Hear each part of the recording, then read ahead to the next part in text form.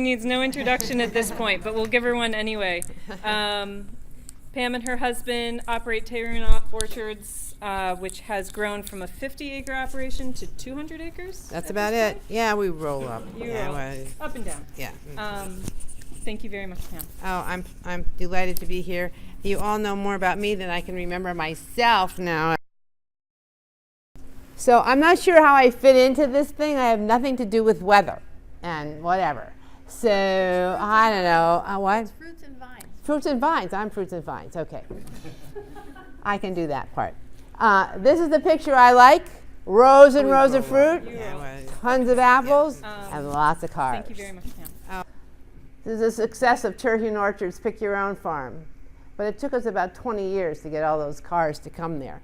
And a number of variations on the theme of ripping some stuff out and putting new stuff in. And we tried all different kind of things, like cutting the things off and putting new varieties on and all that. None of that worked. But anyway, this is Terhune Orchards, and apples and apples.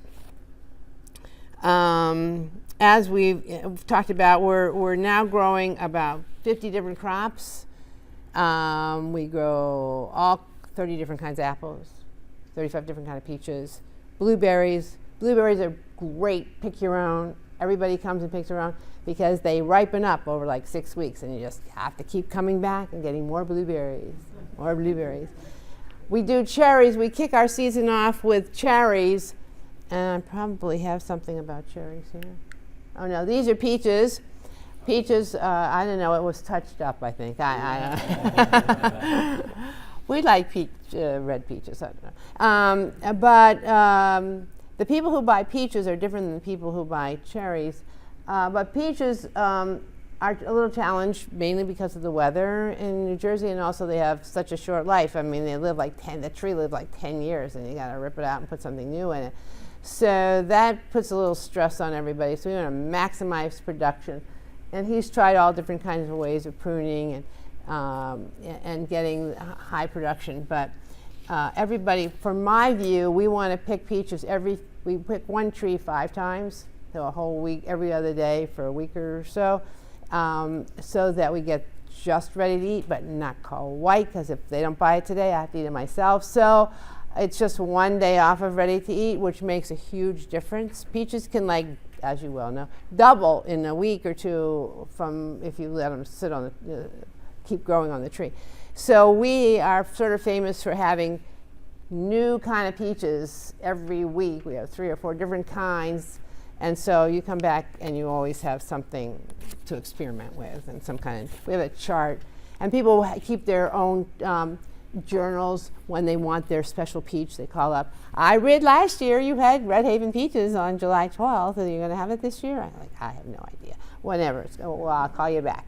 And so people are really fanatical about their peaches. It's great. But we also grow, so there's peaches, lots of apples, and blueberries and cherries, and blackberries, strawberries. Basically, we grow whatever anyone will buy is the kind of bottom line for us. This is our peach trees.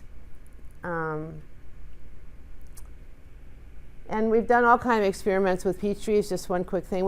People always want to do, are you organic? What are you? And we do all our vegetables organically. Now we're certified organic. It's kind of like a lot of work to fill out all the forms, be inspected, do everything. But everybody wants organic, so it's fine. But with these peaches, one of the great things about the peaches is not everything winters over, all the bugs that you were worried about. So there's this moth that comes up from the south. And all you brilliant scientists have figured out how to synthesize the pheromone scent of that moth. So we have all these little pheromone scent sticker things we tie all over our peach trees. And that's the female scent, so that poor male moth comes flying up from the south, and he's, oh my God, I've hit the nirvana. But he can't find a female moth because there's all this stuff there. And so then she doesn't lay any eggs, so then they don't hatch out, and so we don't have to worry about it. Works really great. Yeah. But cherries are a problem. we have about 2 or 3 acres of cherries and 14 different kinds, and they all sort of come ready to be picked at the same time. But if it rains, which of course in New Jersey, who knows, it always rains. Rains like within the 2 week of when it's to be harvested, the cherries themselves actually swell up and split. And then you've got rotten cherries, which I try to sell as something like raisins or something, you know, it's just put it on your, but it doesn't work. So a few years ago it happened to us and we pretty much lost the whole crop, and that was like really expensive. So Gary, my husband, decided to put these hoops over all the cherry trees. Of course, the cherry trees were already planted. And sometimes the hoops match up and sometimes they don't match up. But then we pull the plastic over just before they're ready to be picked. We don't really use the plastic for protection in the spring. And we have netting that we use to keep the birds off. But mostly the birds are really a problem right before harvest too, although there are a few in there early. So we have netting all around the outside as well as the stuff over the top. But so it does work. But we have irrigation, of course, down the rows anyway, so if they get thirsty, we can water them. But it's great for pick your own too, because then they don't get wet either. So people line up and they go down the lane, out the farm, and wait forever to come roaring in and pick up their cherries, and they pick them all in like one day if we're lucky.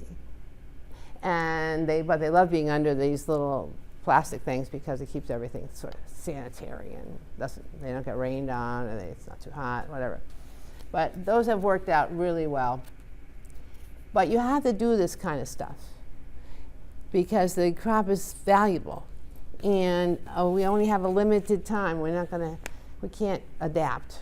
If we're going to do cherries, we're going to figure out how to protect the cherries. If we're going to do peaches, we have to make sure that there are peaches to sell and stuff like that. And of course, then I decide I want to have a festival, you know, about cherries or about peaches or about apples and stuff. So I definitely want those things to be ready to be eaten when I have my special festival coming on.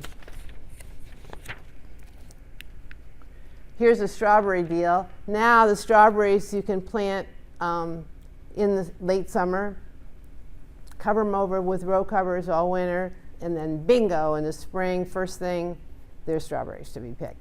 And so that's really our first crop. We have pick your own asparagus, which if you want to, we're not supposed to talk about vegetables, but asparagus, pick your own. These things just come out of the dirt. People snap them off. You can make a fortune on asparagus. It's really good.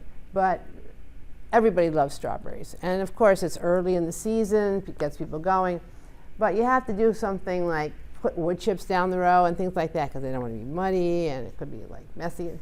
So we have lots of people who come with all their family multiple times.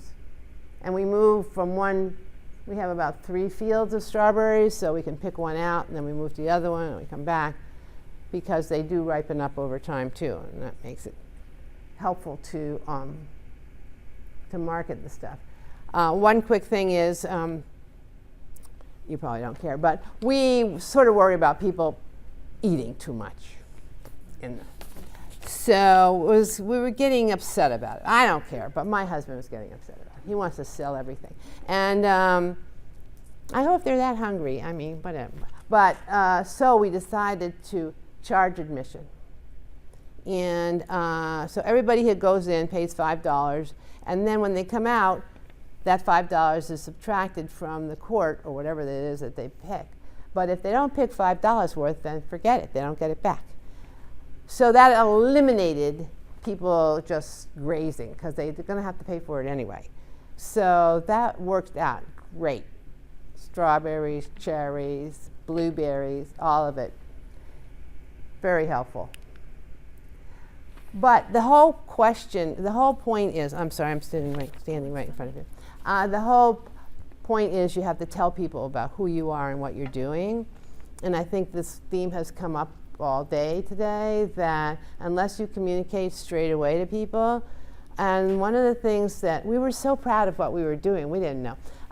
So we started telling people, you know, whatever they want to know, sure, come and have a tour, see whatever.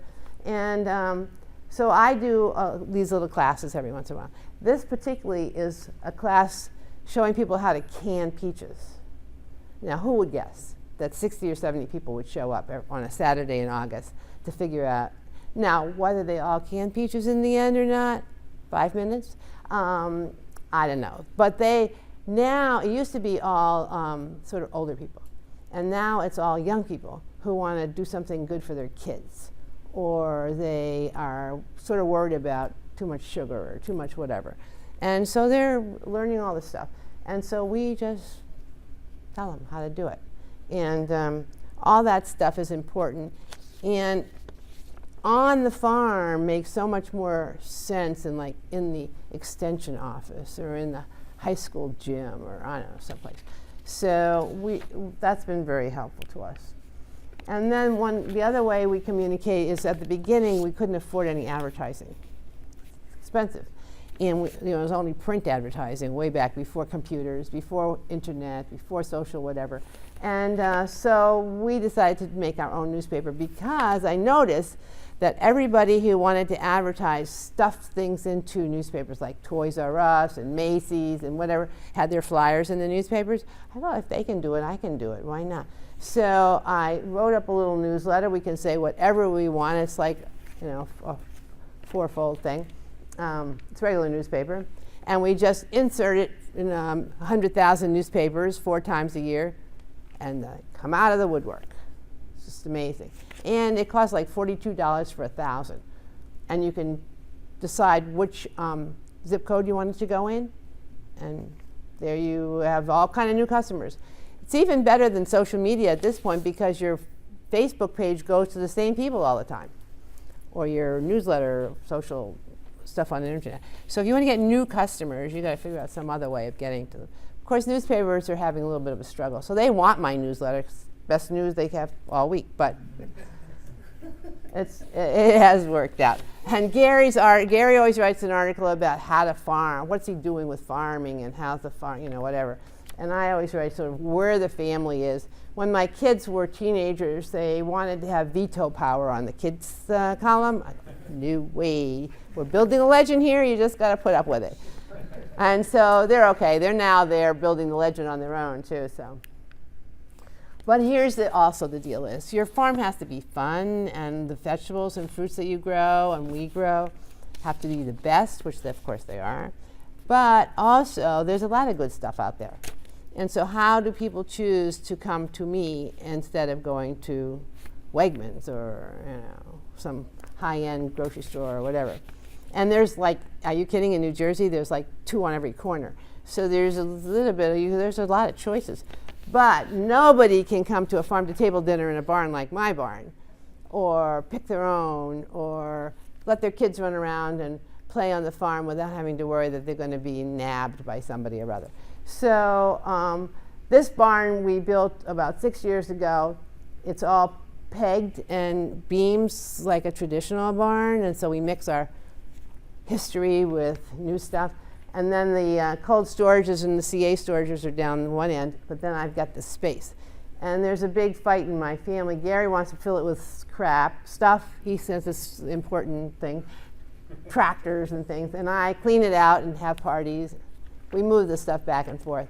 But having celebrations on the farm and having a shared experience with the community, in my view, is what it's all about and makes it a very successful operation. And I think we can all take whatever piece of the puzzle we all have and celebrate it out there. Whether you're an extension person or, I don't know, a researcher. I'm frustrated with researchers because you got to publish your stuff so that I can read it. I mean, why not? Let me have it. And I don't know if you remember Lester Brown, who wrote all that Plan A, Plan B, the world and whatever, and he was such a great guy. And anyway, what his theory was, so he'd write a paper and have it published someplace like the Atlantic, some good newspaper, magazine, some famous. And then her publisher would say, oh, I love that article, make a book. and then he'd make a book out of the same whatever it was, and then he'd divide it up by chapters and publish every chapter in different magazines. He made like 3 or 4 incomes out of the same concept. It was a very smart idea, but you guys could do the same thing, because we all want to read about what you're researching, what you're doing, but you have to figure out what the different view of the customer is, what they want to hear and how they want to read it. And now, of course, we have all this internet stuff, which, I mean, I'm on it, but I read all your stuff from the Northeast Hub stuff. Seemed pretty good, but basically, I don't know about sitting in front of it all the time, but really people seem to respond if they feel they're getting information from a credible source. You're home free. Anyway, that's my message.